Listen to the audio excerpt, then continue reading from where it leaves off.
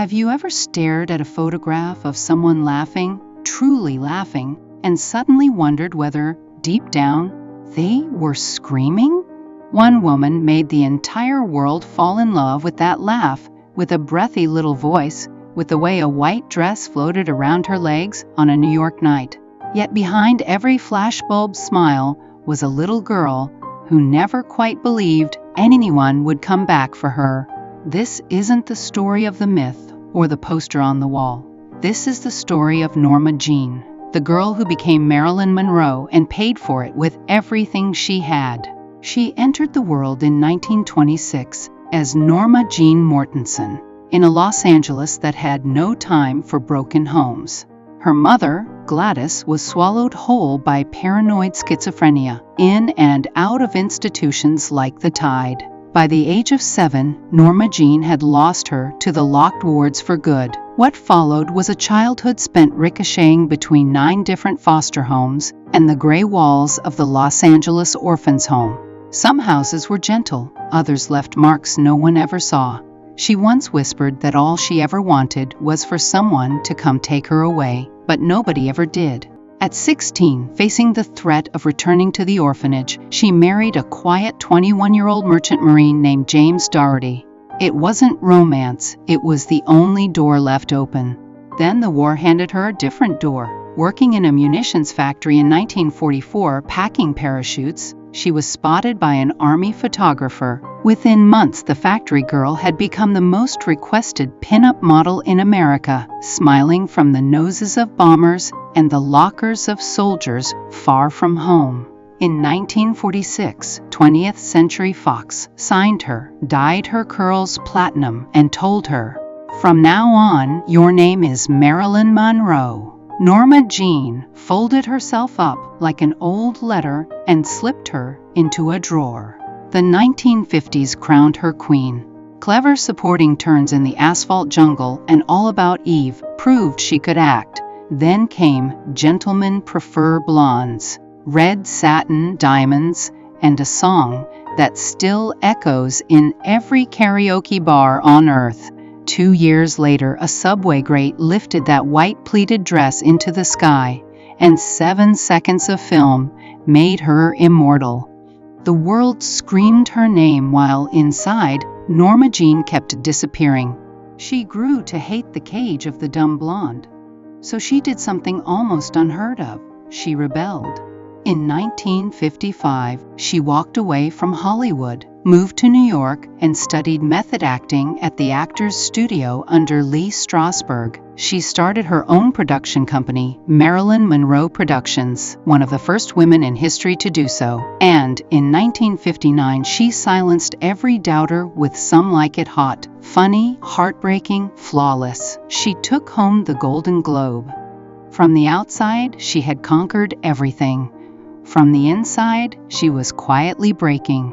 3 marriages, 3 different flavors of loneliness. Joe DiMaggio, the Yankee legend who loved her desperately but couldn't bear the world loving her too.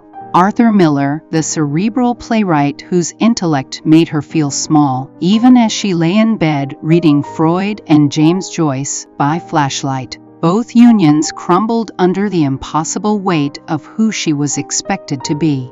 The pills began as something to quiet the nights, then something to face the mornings. Barbiturates, champagne, the endless hum of insomnia.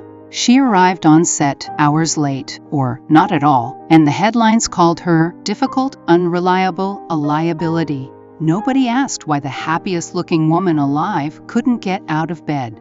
By 1962, the facade was in pieces. Fox fired her from her final film, Something's Got to Give, after weeks of illness and absence. In May, she slipped into a dress sewn together with stitches and diamonds to sing the breathiest, most heartbreaking happy birthday, Mr. President, anyone had ever heard. Rumors about her and Jack Kennedy, and perhaps Bobby too, exploded like flashbulbs. Whatever the truth, those connections left her more alone than ever.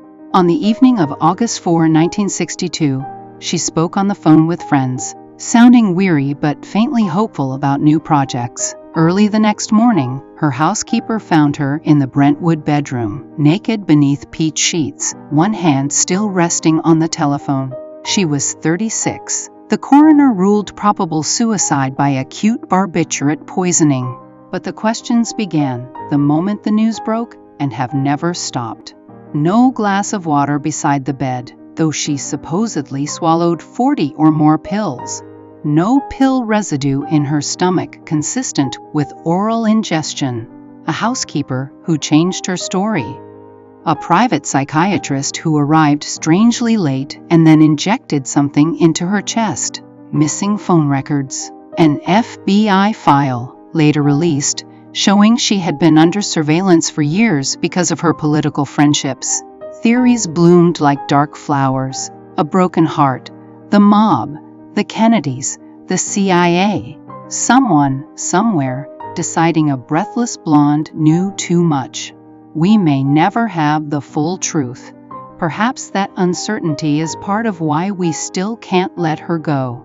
Because there was so much more to her than the world was ever allowed to see. She owned over 400 books.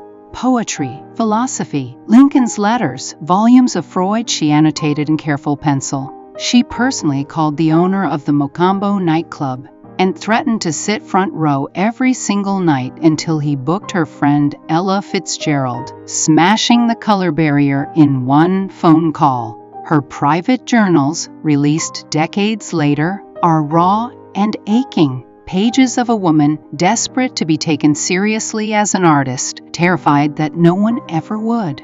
Today, her face stares out from Andy Warhol. Silk screens in museums.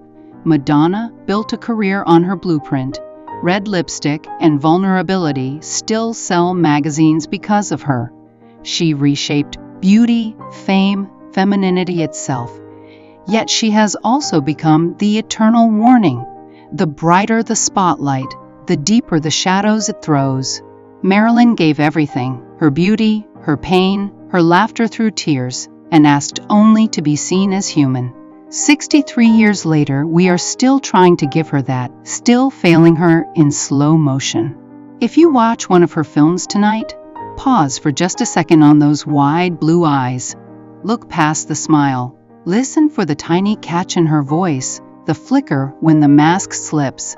That's Norma Jean, still waiting for someone to come back and get her. She spent a lifetime wanting to be remembered for more than a dress dancing in the wind. Let's finally remember her for everything she truly was. Brilliant, fragile, courageous, and forever heartbreakingly unforgettable.